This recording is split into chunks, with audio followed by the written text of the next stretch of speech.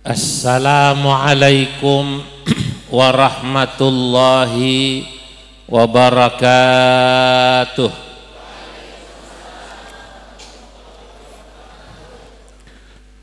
Alhamdulillahi rabbil alamin. Wassalatu wassalamu ala sayyidina wa habibina wa syafi'ina wa maulana Muhammadin wa ala alihi wa ashabihil ghurril mayamin wa man tabi'ahum bi ihsan wa man sara ala nahjihim min ayyamin madiyah ila yaumiddin, amma ba'du. Hadratal muhtaramin, para alim ulama, para umara, wabil khusus guru kita panjenenganipun Romo Kiai Haji Subhan Makmun, Romo Kiai Haji Ahmad Zairuqi. Para masyayikh, saya mohon maaf tidak bisa menyebut satu persatu namanya. Yang sama-sama kita muliakan Bapak PJ Bupati, Bapak Insinyur Haji Joko Gunawan, Bapak Ibu segenap hadirin hadirat jamaah Masjid Agung Brebes, jamaah Majelis Ihya Ulumuddin, insyaallah semuanya yang hadir dicatat dalam deretan ahli surganya Allah. Pada malam yang mubarak ini, alhamdulillah saya dapat silaturahim di Brebes, sowan panjenenganipun Romo Kiai Haji Subhan. Memang sudah takdir saya kemari. Sebenarnya dari 4 bulan lalu saya terjadwal tanggal 12-13 di Taiwan.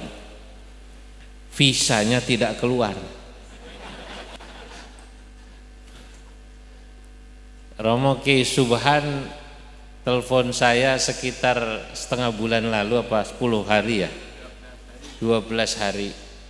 Saya diberitahu visa saya tidak keluar, yang keluar visa istri saya. Saya bilang pada panitia PCINU Taiwan, losing diminta ceramah saya, masa yang berangkat istri saya. Saya bilang tidak berangkat. Delalah beliau telepon saya, kula niku badhe nolak bingung, mau mengiyakan bingung, mau mengiyakan dikira nanti wis daripada kosong jadwalnya lumayan.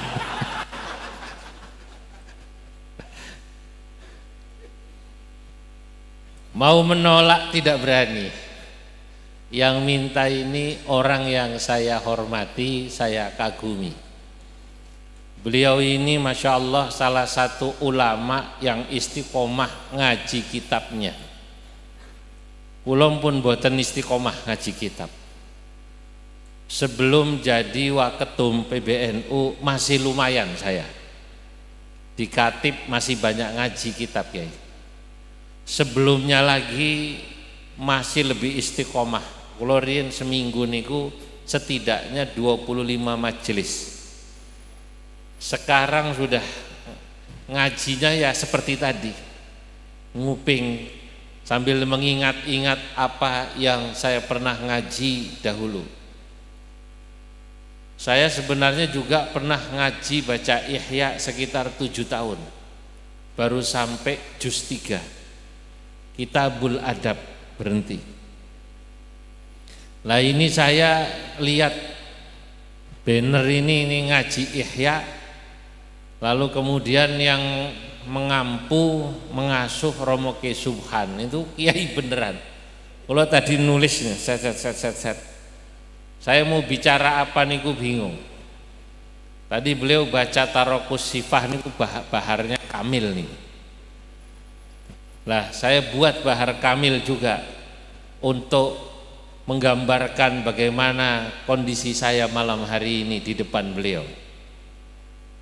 Kallat lisani anil kalami amamahu kasukutu bikrin hina yus'alu idnuha jabalun tawadha'a lisyababi fayurfa'u dzikrun kasyamsin la yuraddu bidaw'iha وهو الذي من لا يجيب لعاذل وهو الذي جمع القلوب لربها كلت lisani ay thaqulat lisani, berat lisan saya, anil kalami amamahu, untuk berbicara pidato di depan Kiai Subhan. Abot rasane. Beliau Masya Allah diundang pengajian 3 kali, nggak diamplopin tetap datang. Kalau saya cukup sekali aja Pak PJ. Kalau nggak diamplopin saya cukup sekali aja, jangan diundang lagi. Berat saya. Abot ya. Beratnya lisan saya bicara ini di depan beliau. Kasukuti bikrin hina yus'alu idnuha, sama seperti beratnya seorang perawan milih diem ketika ditanya kowe nek tak rabekno karo sapa karane Imron,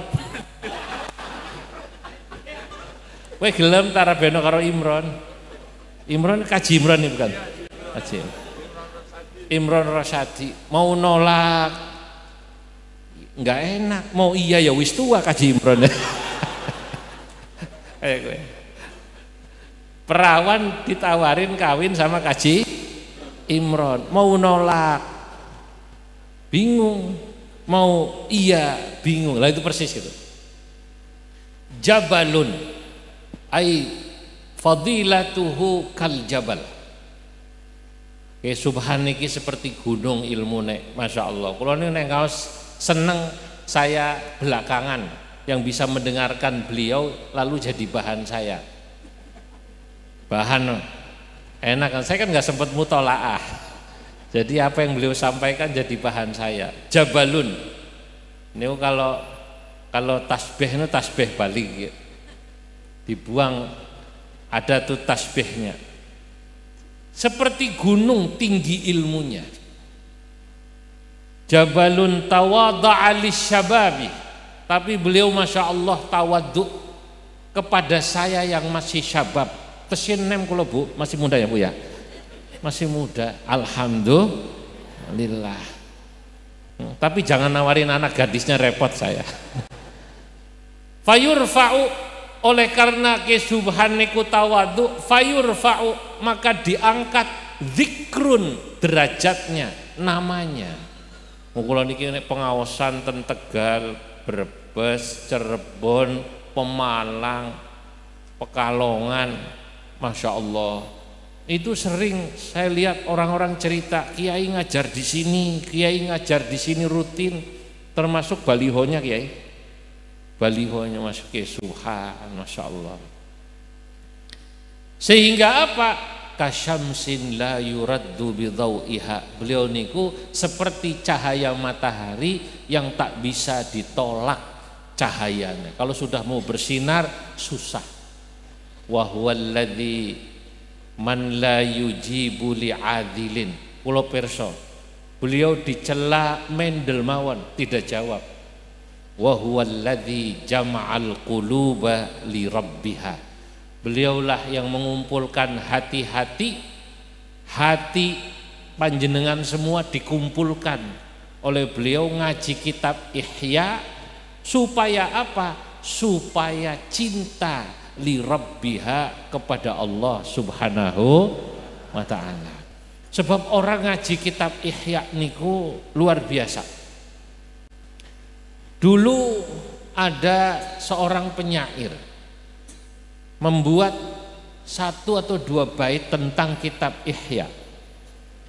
Kata beliau, orang kalau ngaji kitab Ihya, insya Allah hatinya hidup. Sama seperti namanya, Ihya Ulumuddin, menghidupkan ilmu agama. Maka orang insya Allah kalau sudah senang ilmu agama, ngerti ilmu agama, hatinya akan hidup, bahkan kesusahannya akan hilang. Bi ihya ulumiddin tahya qulubuna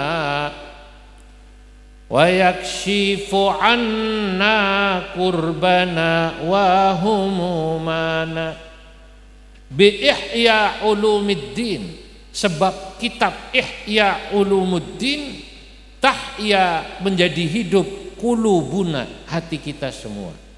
Maka tadi saya katakan wa huwallazi jama'al quluba li rabbiha. Nah, kula niku nek nulis inget syair lain saya gabungkan.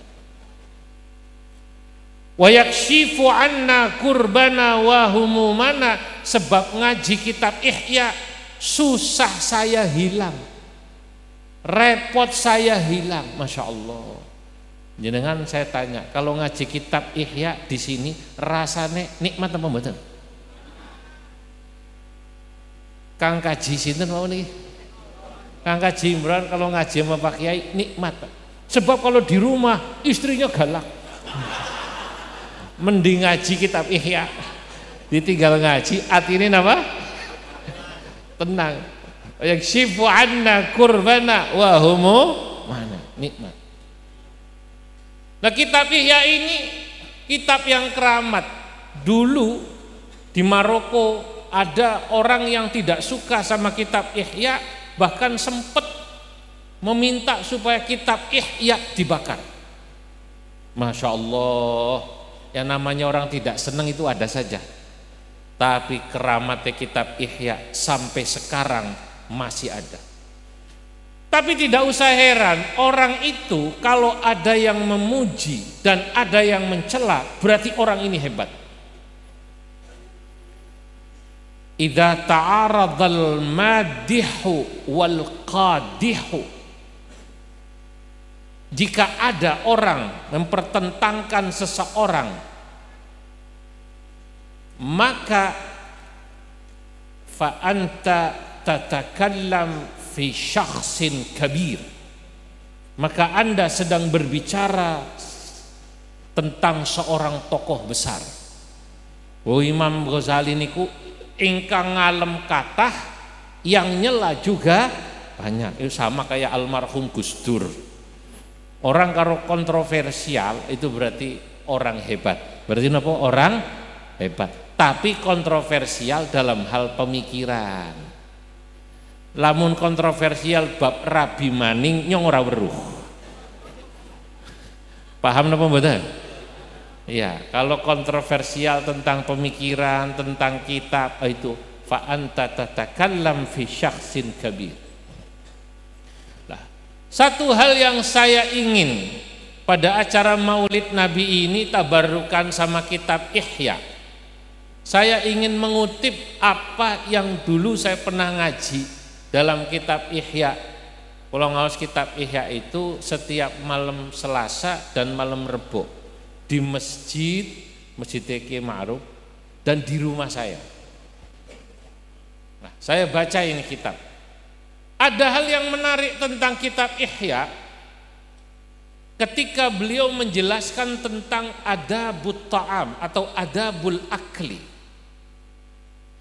adab etika makan. Nah, ini Imam Ghazali itu luar biasa.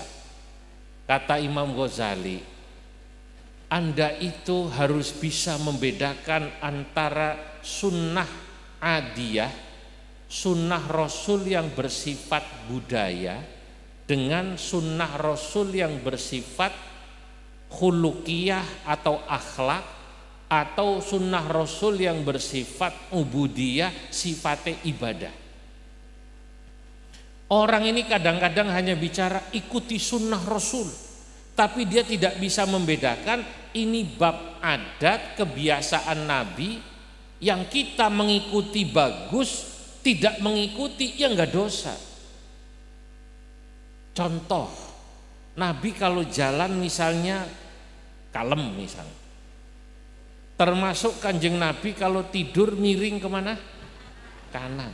Ini kata Imam Ghazali termasuk yang adiah.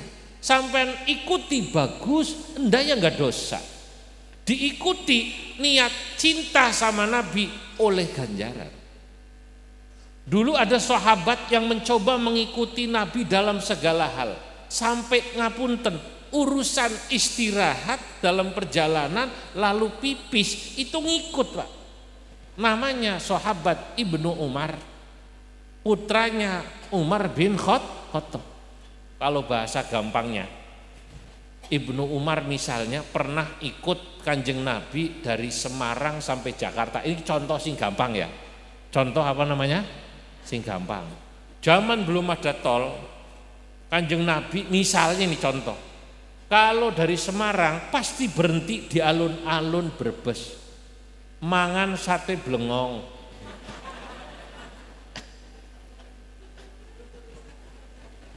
Saya soalnya pernah ingat makan sate blengong Pak PJ.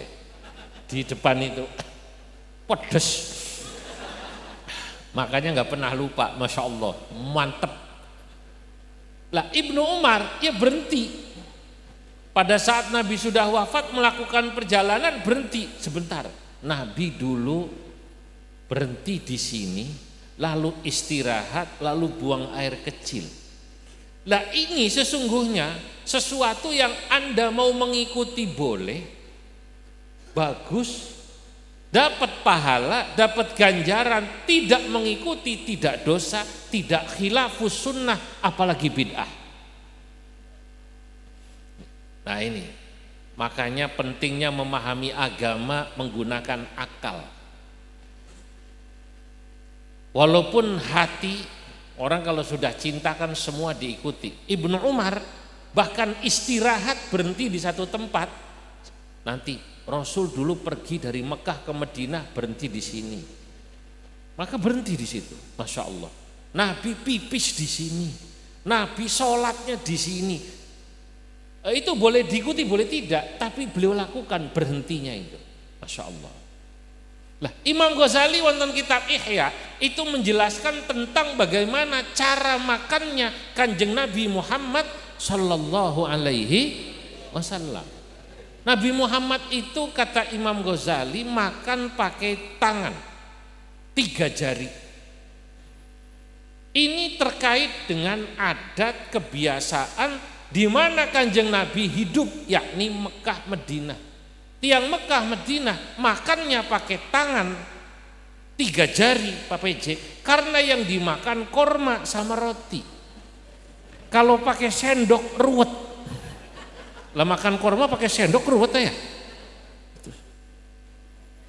Orang Persia, orang Romawi, kata Imam Ghazali dalam kitab Ihya, makannya pakai mil'aqah, malaik, sendok, dan pakai garpu atau pakai pisau. Karena memang adat budaya yang ada di Persia dan Romawi makannya pakai sendok, makannya pakai garpu, makannya pakai pisau, stik. Pernah makan stik, Bu? Stik tempe apa tahu? Kalau stik tempe apa tahu jangan pakai pisau. Ya Allah, ini loh Imam Ghazali. Saya baca ini keren sekali. Penjelasannya keren apa tidak? Keren. Maka kata Imam Ghazali, kalau Anda satu ketika makan harus pakai pisau, harus pakai garpu, harus pakai sendok, karena jenis makanannya membutuhkan pisau, garpu, sendok, bukan sama sekali tidak mengikuti sunnah Nabi. Karena memang di situ Anda membutuhkan sendok, Anda membutuhkan garpu, Masya Allah. Dan kalau Anda memakan pakai tangan bukan berarti Anda keren karena mengikuti sunnah Rasul, itu malah aneh. Oh ada orang makan bakso Pak Kiai sama bubur kacang hijau pakainya tangan, sunnah Rasul. Belas Islam jadi nggak indah terlihatnya. Ini kata orang-orang yang kuliah di Barat disebut yang terlihat the ugly Islam. Jadi kan manggut-manggut paham nama boten ya. Islam sih ngelek itu loh. Lo orang makan bakso kok hanya ingin menunjukkan saya umatnya Kanjeng Nabi makan bakso, makan bubur kacang hijau pakai apa? Tangan, sunnah Rasul gitu. Cari wong Brebes malah jelei. Apa namanya? Jelei. Jelei itu bahasa Inggrisnya ugly. Jelei Pak. Nah bagaimana Imam Ghazali Masya Allah menjelaskan sunnah Rasul Pak? Maka cara berpakaian sama. Wong Jawa karena memang barangkali di sini pohon banyak, bambu banyak, itu sarung, itu baju, motifnya batik. Ada motif kembang, ada motif bambu pring. Arab orang no pring, makanya bajunya polos. Betul apa tidak? Iya, pakaiannya polos. Itu terkait dengan adat. Maka Masya Allah beliau menjelaskan pada kita bagaimana kemudian Islam ini bisa diterima di seluruh budaya, di seluruh negara. Karena orang harus bisa membedakan yang kita mesti ikuti betul-betul dari Nabi, utamanya sunnah khuluqiyah dan sunnah ubudiyah. Adapun sunnah adiyah, Anda mau ikuti bagus, tidak apa-apa. Saya kalau makan pecel lele enaknya pakai tangan apa sendok? Sunnah Rasul. Masuk, cocok, betul apa tidak? Tapi nek bakso pakainya sendok. Sayur asem yang dibawa santri itu ya bagusnya pakai sendok. Kalau tidak dibawa santri Pak Kiai. Masya Allah. Nah itu kan namanya orang memahami Islam yang indah Pak. Nah, saya banyak membaca kitab Ihya. Salah satunya nanti bab muamalah itu. Imam Ghazali itu menjelaskan kalau ada orang mau warok itu ya bagus, tapi terlalu warok berlebihan sampai tasyaddud membuat hidup menjadi susah, itu berarti dia membuat agama Islam ini tidak indah. Contoh, ana wong mau nerima uang, ada orang beli, dia jualan, kok pakai ditanya dulu. Sebentar, sampean duitnya konti? PNS apa swasta? Kalau jualan lalu ada yang beli gitu Pak PJ, lalu pembelinya ditanya, sampean PNS apa swasta? Swasta. Swastanya apa? Tanya lagi. Terlalu detil begini malah menyulitkan. Lamun sing tuku PNS, sampean apa? PNS, baik. Iki dari gaji apa duit sing jelas apa ora jelas? Wah, ora sida wis. Repot apa tidak? Kata Imam Ghazali dulu Kanjeng Nabi dan sahabat bermuamalah Pak. Jual beli itu nggak pernah pakai nanya yang beli itu kafir apa muslim. Kemudian yang beli ini uangnya dari mana, kecuali dia lihat dengan mata kepala dia sendiri, kecuali orang yang ngomong baru dia tolak, gitu loh Pak. Kalau saya karena memang levelnya masih level begini, pakainya ahlud dalil wal burhan, secara dalil yang seperti ini dohirnya bisa diterima, kecuali ahlul kashfi wal iyad. Kata Imam Asy-Sya'rani dalam kitab Lataiful Minan wal Akhlaq, dan itu diulangi dalam kitab Al-Yawaqit wal Jawahir fi bayani aqaidil akabir. An-nasu au al-khalqu qismani, imma ahlud dalil wal burhan wa imma ahlul kashfi wal iyan. Manusia ini secara umum terbagi jadi dua kelompok, kata Imam Sya'rani. Ahlud dalil wal burhan, patokannya dalil, zahirnya apa, yaitu yang dilihat. Ada yang ahlul kashfi wal iyan, mukasyafah, Pak. Dia tahu ini rizkinya halal apa tidak, syubhat apa tidak, wong iki ikhlas apa tidak. Itu karena memang mukasyafah. Mukasyafah itu orang yang oleh Allah disingkapkan sehingga dia bisa tahu dalamnya hati orang lain. Masya Allah. Kalau kita ini kan kelasnya bukan mukasyafah, kata orang Betawi muke siape. Apa namanya? Muke siape, kata orang Betawi. Nek kalau orang mukasyafah seperti Imam Al-Muhasibi. Imam Al-Muhasibi kalau dia dikasih amplop, dikasih makanan, lalu amplopnya, makanannya syubhat, ototnya langsung kenceng, nolak dia, gak dimakan. Masya Allah. Dilihat dari wajahnya tahu, melihat wajah orang tahu ini wajah ikhlas, wajah apa. Ini ada orang yang wajahnya tertekan, ini kalau ahli mukasyafah tahu. Yang wajah tertekan mana coba ya? Wajah tertekan itu Pak PJ punya keinginan kawin lagi tidak tercapai. Itu wajah tertekan. Masya Allah. Nah kalau ukurannya ahlud dalil wal burhan, ya seperti tadi muamalah niku, dilihat ya orang ini tidak bilang dapat nyolong, dia beli ya diterima, Pak. Kecuali Masya Allah orangnya ngomong, Mas saya baru nyolong, saya mau beli ya, baru nyolong ini. Nah itu baru dia boleh tolak. Itu. Kecuali wong ndablek sing nyolong kowe aku ora ngerti urusanmu, gorene duite.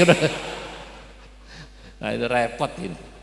Nah inilah bagaimana menjelaskan Al-Ghazali tentang sunnah adiyah, sunnah muamalah, sunnah khuluqiyah. Nah, banyak orang yang kadang-kadang menganggap bab yang adiyah seakan-akan itu bagian daripada ubudiyah atau termasuk bahkan bagian daripada khuluqiyah.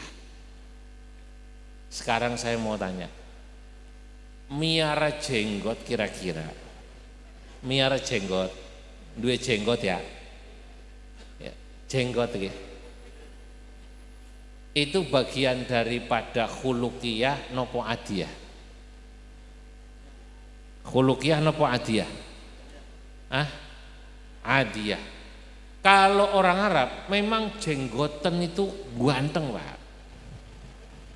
Ganteng. Kemarin PBNU kedatangan tamu Imam Ahmad bin Ali Al-Khudaifi. Putrane Imam Khudaifi yang biasa ngimami Masjid Nabawi niku lho. Usianya udah 80. Imam Khudaifi, niki putrane.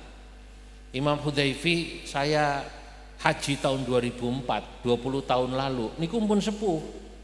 Udah hampir 60-an atau bahkan 60. Tapi kalau ngimami niku enak nih. Kasetnya terkenal ya dulu ya. Al-Haqqah Mal-Haqqah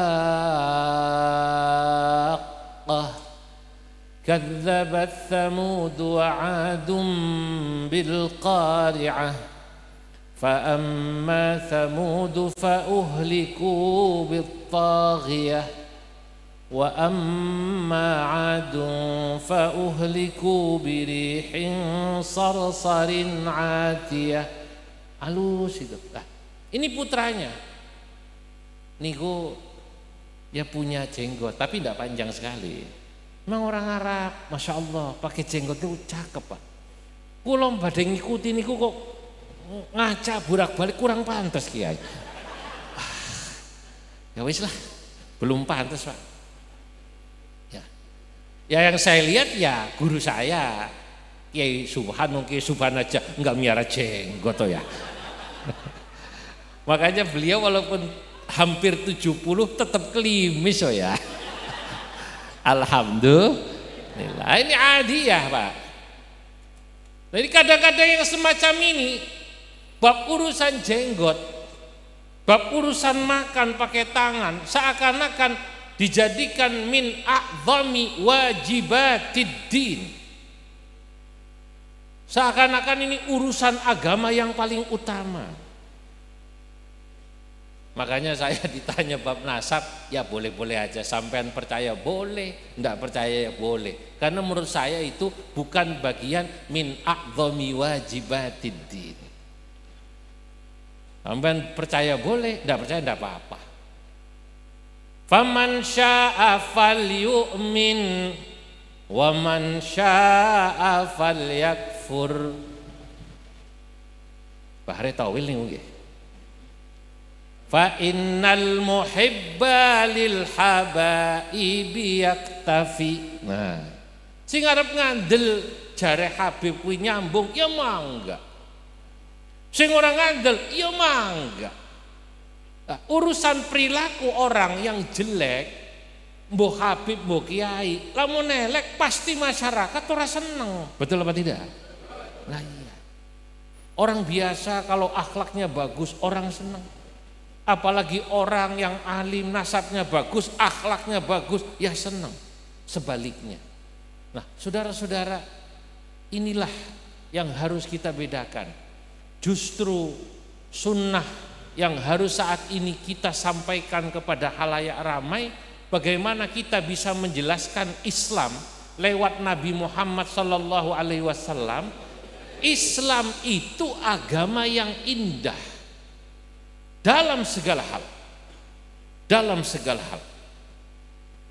dalam muamalah, dalam politik itu indah, Pak. Sekarang kalau kita bicara tentang syaklud daulah, bentuk negara ini, Nabi dulu pernah membentuk negara seperti negara Indonesia, Pak. Mirip. Di Madinah ada orang Yahudi, di Madinah ada orang Nasrani, suku-suku banyak. Oleh Nabi disatukan. Kemudian disepakati sebuah kesepakatan bersama namanya Mitsaqul Madinah, Piagam Madinah. Jadilah kemudian Nabi pemimpin di sana. Semua orang yang tinggal di Madinah punya hak dan kewajiban yang sama. Harus dihormati hak-haknya, kewajibannya harus dipenuhi. Lah Indonesia ini mirip seperti negara Madinah. Wong Islam, wong Kristen, wong Hindu, wong Buddha, siapapun berhak tinggal di Indonesia. Betul? Siapapun di Indonesia, dia punya hak yang sama untuk dipilih dan memilih. Kalau dia mau nyalon, nyalon aja kalau ada yang milih. Nyatanya ya di Brebes enggak ada lawan, kota kosong. Kan begitu kan? Ya hak-hak orang saja, silahkan. Nah, makanya saudara-saudara, kalau ada orang yang mengatakan negara bentuknya harus khilafah, berarti dia harus membaca lebih dalam tentang bagaimana Piagam Madinah itu. Karena agama Islam itu yang dibahas adalah nilai keadilannya. Karena sebuah negara dimanapun seorang hidup, dia harus bisa menjamin rakyatnya di situ mendapatkan keadilan. Walaupun yang namanya adil itu bukan berarti harus sama rata, tapi adil adalah harus sama-sama merasakan. Saudara, orang yang kerjanya tukang tambal ban, sekaya-kayanya orang yang kerja jadi tambal ban tidak akan bisa sekaya orang yang punya pabrik ban. Betul apa tidak? Oh, sekaya-kayanya supir bis tidak akan pernah bisa rizkinya, pendapatannya melebihi atau bahkan menyamai pemilik bis. Sudah pasti beda Pak. Tapi kalau sama-sama merasakan, dia merasa adil. Lah inti negara itu Pak. Dia merasa ada keadilan. Lah syariat itu isinya itu menjamin. Makanya NU menyampaikan bahwa syaklud daulah, bentuk negara itu dalam Islam diserahkan kepada kearifan lokal. Arab Saudi bentuknya negara kerajaan. Emirat Arab modelnya imarat. Kerajaan-kerajaan jadi satu. Kan ngaten nggih?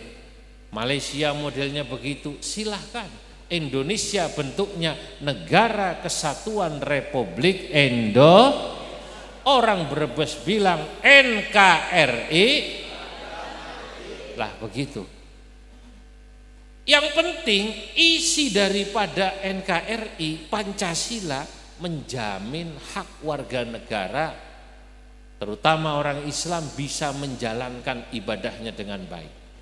Saya mau tanya sekarang, panjenengan niki yang Brebes, selama ini apakah pernah merasa ibadah di Brebes, di Indonesia dihalang-halangi? Mau sholat susah, ada apa tidak?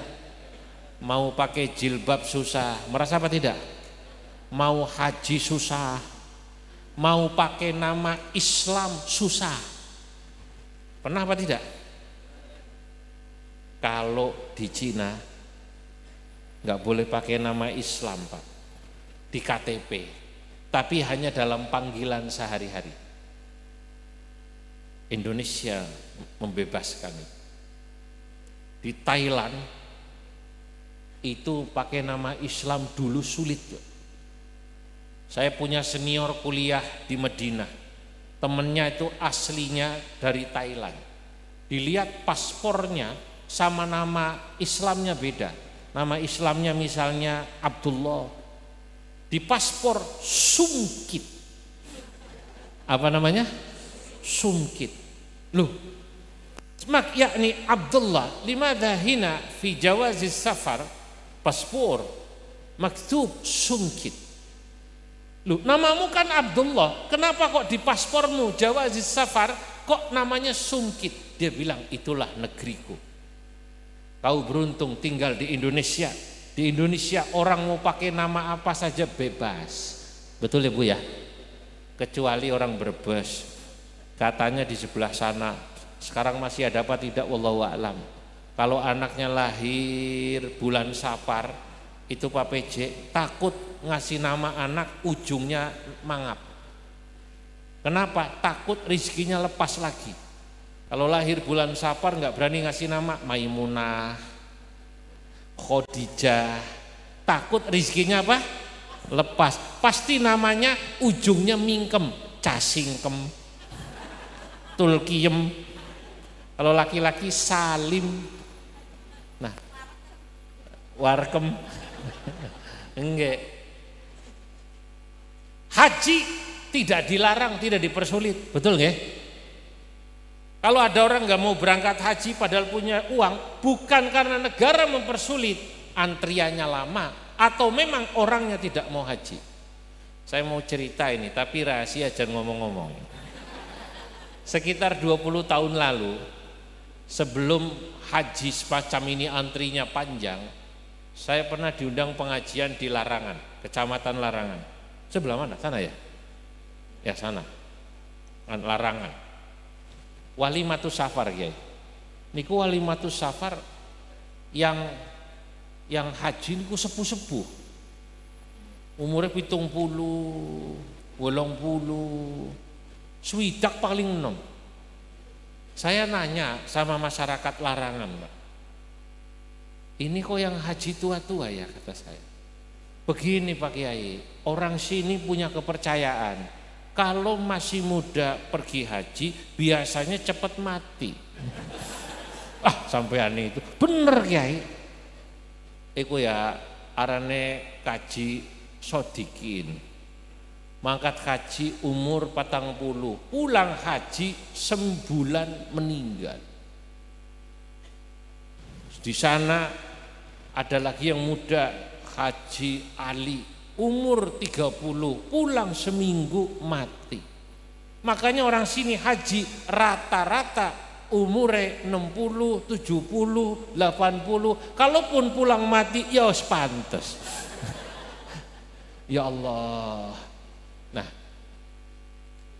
Indonesia Pak, ini negara ini luar biasa, mulu dan gak berhenti-berhenti. Islam di sini betul-betul dijalankan, bukan saja kemudahan-kemudahan menjalankan syariatnya. Islam kalau kita lihat di Indonesia ini, apa yang diajarkan Nabi, khuluqan wa syariatan, akhlak Nabi, syariat yang diajarkan Nabi, kecuali mungkin beberapa adat kebiasaan ya, maka Anda bisa ikuti di sini, semua ada. Kalau Nabi dikatakan Masya Allah, orangnya akhlaknya bagus, penuh senyum. Wa idza tabassama an mithli habbil ghamam wa idza takallama faka'anna ad-durru yasqutu min dzalikal kalam. Kanjeng Nabi itu kalau bicara, ya Allah penuh senyum. Lah, sekarang kalau lihat orang yang banyak senyumnya itu orang Indonesia Pak. Orang Indonesia itu kalau lagi di Mekah haji umroh, orang sana-sana bilang, termasuk kemarin Imam Ahmad putranya Imam Ali Hudaifi tadi pagi atau zuhur tadi khutbah Jumatan di Masjid Istiqlal. Apa isinya? Saya baca beritanya karena saya tadi diundang makan siang Yai, ditelepon sama Mulhaq Dini, Yai diajak makan siang. Wah, saya perjalanan Jepara mau ke Brebes. Oh ya sudah. Itu beliau mengatakan, saya tidak bisa melupakan keramah tamahan orang Indonesia itu, hasyun basyusyun, hasyun basyusyun, penuh senyum orang Indonesia. Lo orang Brebes Pak Kiai, di Arab tawaf kakinya keinjek tidak marah, malah yang injek dimintain maaf. Pak, maaf kaki saya keinjek. Cuman orang Brebes Pak, orang Brebes top. Orang Brebes itu menganggap agama itu mudah, karena Allah mengatakan yuridullahu bikumul yusra wala yuridu bikumul usra. Allah menghadapi bahwa Islam ini memudahkan. Makanya ada orang sepuh ya, Pak Kaji Slamet, wis sepuh Mbah Kaji Slamet, haji tawaf muter Ka'bah, doanya cuma satu. Sambil tawaf ya doanya itu, sa'i doanya itu. Apa? Sambil tawaf doanya, ya Allah pada baik ya Allah, pada baik ya Allah, pada baik, pada baik ya Allah, pada baik. Tawaf niku Pak PJ, doanya pada baik aja, pada baik. Sa'i doanya pada baik aja. Waktu ditanya sama orang-orang, Mbah, lah kok tawaf sa'i doanya ya Allah pada baik, ya Allah pada baik. Lah wis siapa maning?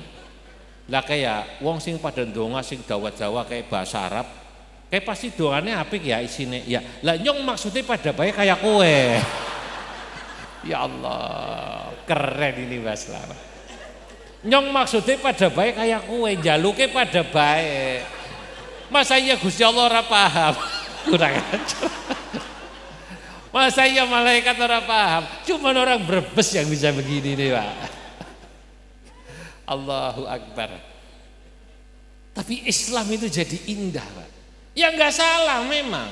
Wong haji itu tidak ada rukun qauli. Sholat itu masih ada rukun qaulinya. Wajib baca Fatihah, wajib baca tahiyat, wajib baca sholawat, wajib takbiratul ihram masih harus dibaca, wajib salam. Haji ora. Makanya dia tahu doa pada baik sah. Loh kok kayak kowe Mbah? Lah nyong ngajine karo Ki Subhan. Lah petani bawang kok suruh ngapalin doa panjang-panjang. Betul apa tidak? Doanya ya Allah pada baik ya Allah. Keren Mas. Jadi kalau Nabi itu katanya orangnya ramah, hasyun basyush, maka orang Indonesia lah itu yang mencontohkan akhlak Nabi yang ramah. Enggak pernah marah, Pak. Orang sana itu pasti kalau tahu Indonesia, Masya Allah. Saya pernah satu malam sambil menunggu melempar jumrah, mabit di Mina, ya Jamarat nih, sekitar kanan kiri. Saya nunggu, samping saya ini ada orang Arab, pakaiannya gamis, ada tudungnya. Saya pikir ini pasti orang Maroko atau Aljazair atau Mauritania. Dari pakaiannya ada jalabiahnya, jalabah itu. Saya sapa, Assalamualaikum. Waalaikumsalam. Maghribi, hadratak Maghribi. Panjenengan dari Maroko? La, kata beliau. Bukan. Aljazairi, panjenengan dari Aljazair? La, bukan. Mauritania, apakah panjenengan dari Mauritania? La, bukan. Piyambake membercandai saya. Terus suruh nyebut terus. Lo nyerah. Ana Saudi. Saya orang Saudi, kata beliau. Lakin walidi wa ajdadi ja'u min Uzbek. Tapi bapak saya, kakek saya asalnya dari Uzbek. Karena wajahnya memang putih, ganteng. Beliau langsung menebak saya, karena saya sarungan. Indonesia, ayo Indonesia. Indonesia ya, ya Indonesia. Jakarta, ayo Jakarta, ya saya dari Jakarta. Asimatul bilad. Apa kata beliau? Ana ruh Jakarta marrah. Saya pernah ke Jakarta sekali. Ana ruh Puncak, saya pernah ke Puncak. Tahu Puncak juga kayaknya. Tahu Puncak. Insyaallah. Ana ruh Bandung, saya pernah ke Bandung. Apa kata beliau? Ana walau zurtu marra Indonesia. Saya walaupun hanya sekali ke Indonesia, ra'aituhum dzu khuluqin. Kalimat ini saya catat betul. Tapi saya melihat orang Indonesia rata-rata dzu khuluqin, akhlaknya bagus. Begitu beliau bilang begitu, hidung saya maju 2 cm. Di alam Indonesia, Pak. Saya merendah. Tapi orang Indonesia itu, Pak, jujur ya, kalau ibadah sama ilmu sepertinya kalah sama orang Saudi. Saya bilang begitu. La. Kata dia, al-muhim yakni finnasi khuluquhu. Manusia itu yang penting akhlaknya. Lu Kanjeng Nabi itu dipuji oleh Allah dalam Al-Quran, ma'annahu kamilul aqli wa kamilus sifat wa kamilul ilmi, lakin ats-tsana'u minallahi ta'ala fi nabiyyi Muhammad sallallahu alaihi wasallam, fi nabina Muhammad huwa fi kamali khuluqi. Nabi itu, kata Said Muhammad dalam kitabnya Muhammad al-Insanul Kamil. Nah, Kanjeng Nabi itu ilmunya sempurna, akalnya sempurna, tapi Allah memuji dalam Quran itu akhlaknya, Pak. Wa innaka la'ala khuluqin 'adzim. Bukan berarti ilmu tidak penting, bukan, tapi ternyata orang itu kesan pertama pada orang lain adalah akhlaknya. Jenengan ilmunya tinggi tapi sombong, orang nggak seneng, Pak. Betul. Jenengan sugih, kaya, tapi ndangak terus, orang tidak ada yang seneng. Jenengan punya jabatan tinggi tapi adigang, adigong, adiguna, tidak ada yang senang. Tapi begitu panjenengan akhlaknya bagus, Anda akan dihormati orang. Itulah Kanjeng Nabi. Kalau ilmu saya harus jujur, orang Indonesia secara umum ya, sama orang-orang di Timur Tengah, ulamanya secara umum ya kalah. secara umum. Kalau satu persatu mungkin kalau levelnya Ki Subhan nggak kalah. Tapi kalau dibikin rata-rata itu rata, jujur kalah. Saya ke Afghanistan, ketemu sama Menteri Pertambangan Afghanistan. Saya bawa kitab kiai saya dan bawa beberapa kitab saya. Kitabnya Mbah Sahal saya bawa. Kalau Ki Subhan membaca kitab Asbah wan Nadhair, Mbah Sahal menulis ta'liq atas kitab Asbah wan Nadhair. Namanya Anwarul Basair ala ta'liqatil Asbah wan Nadhair. Saya bawa ya. Saya bawa kitab saya Al-Fatwa wa ma la yanbaghi lil mutafaqqihi jahlu. Saya bawa kitab saya Tuhfatul Qasi wad Dani fi tarjamati Syekh Nawawi Al-Bantani. Saat di Kabul, Afghanistan, saya tulis kitab saya ini. Tadi saya berikan hadiah buat beliau. Kecil kitab ini, 40 halaman. Tapi saya tulis saat di Afghanistan. Tapi saya kagum sama orang-orang sana. Menteri Pertambangan itu mensyarahi Sahih Bukhari 7 jilid. Masya Allah. Menteri Pertambangan ya. Bagaimana Menteri Agamanya itu? Ya Allah. Izin saya, ya Allah. Ulama itu baru ulama Afghanistan, belum ulama Maroko, ulama sana alim-alim. Bab ilmu secara umum orang sana hebat Pak. Ya orang kita ini kalau nggak mondok bener pasti ngajinya pas-pasan, betul nggak? Ya lumayan lah, alhamdulillah. Bahasa Arab sebagai bahasa utama untuk memahami Quran, hadis, yang pinter ya pasti yang mondok. Mondok pun itu kalau sudah aliyah, lalu pasca aliyah dan pondok salaf baru kuat. Sekarang kalau cuman sanawiyah, berat. Sanawiyah, lalu nggak lagi ngaji, ya bahasa Arabnya pas-pasan. Pergi haji, umroh, keluar dari masjid ibu-ibu ditawari kudungan. Siti Rahma, khomsarial, dilihat tangannya, 5. Arab nawar rong real, bahasa Arabnya bingung. Untung ingat sholat subuh, wan rok'ata ini. Maksudnya riala ini, jadi rok'ata ini. Untung yang dagang paham, wajah berbes. Akhirnya dijawab, la. Salasa rakaat fardha lillahi ta'ala, Allahu Akbar. Nek gelem telung real jadi salasa rakaat. Saking senengnya dikasih jawab mustaqbilal kiblah lillahi ta'ala. Nah, ini saudara-saudara. Jadi orang Indonesia ini kata Bapak tadi itu, yang beliau katakan,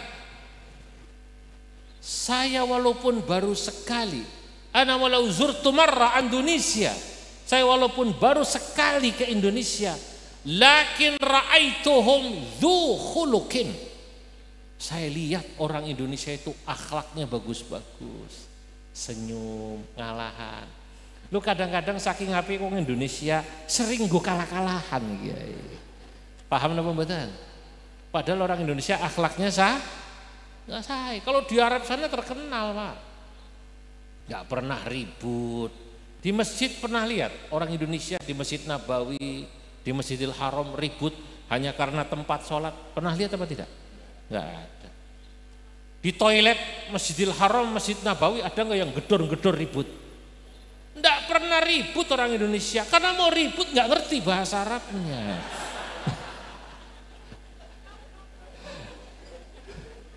Ya Allah, ya Rasulullah. Nah ini khuluk. Jadi saudara, sunnah khulukiyah ini loh yang harus kemudian kita contohkan. Kalau kita mau lihat bagaimana sunnah khulukiyah Kanjeng Nabi lebih banyak diikuti, yang ada dalam kitab Riyadhus Shalihin, Kitabul Adab. Bagaimana tawaduknya Kanjeng Nabi. Kanjeng Nabi ini Pak. Kalau bahasa sekarang, Nabi itu gampangan. Tawaduk. Enggak, saya Nabi kok sampai ngundang saya kok enggak sopan. Lu Kanjeng Nabi aja ditarik-tarik sama ibu-ibu di Madinah. Mau. Apalagi saya diundang ke Masjid Brebes. Walaupun panitianya enggak ke rumah saya datang, Pak. Iya. Saya mau sombong iki, aku ku ketum PBN kok cuman di WA tok karo panitiane gitu loh. Saya mau marah nggak berani, saya ingat Kanjeng Nabi soalnya. Loh, kalau Mbah Yai kan ya guru saya, telepon saya zaman kapan ini. Lu panitianya lu WA tok, wala WA di gula. WA enggak, WA aja ke saya.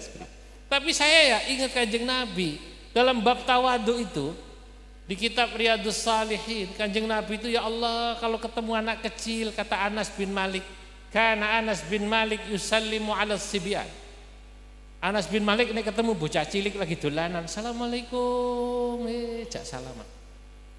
Kata temennya, kowe ku bocah cilik disalami ngono dihormati. Karena Rasulullah sallallahu alaihi wasallam yaf'alu dzalik. Kanjeng Nabi kayak kiye, kayak kon. Waktu saya masih kecil saya lihat sendiri ketemu anak kecil, assalamualaikum, Kanjeng Nabi tawadhu, Pak. Sama nenek-nenek, ibu-ibu.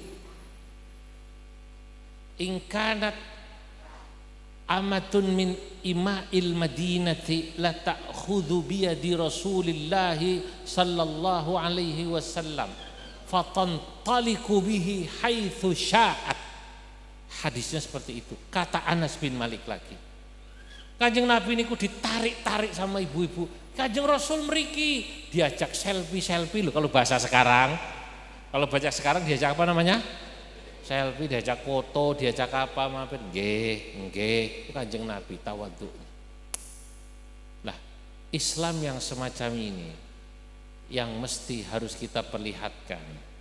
Selain tentu bagaimana mengikuti sunnah Nabi dalam bab ubudiyah, dalam bab ibadah.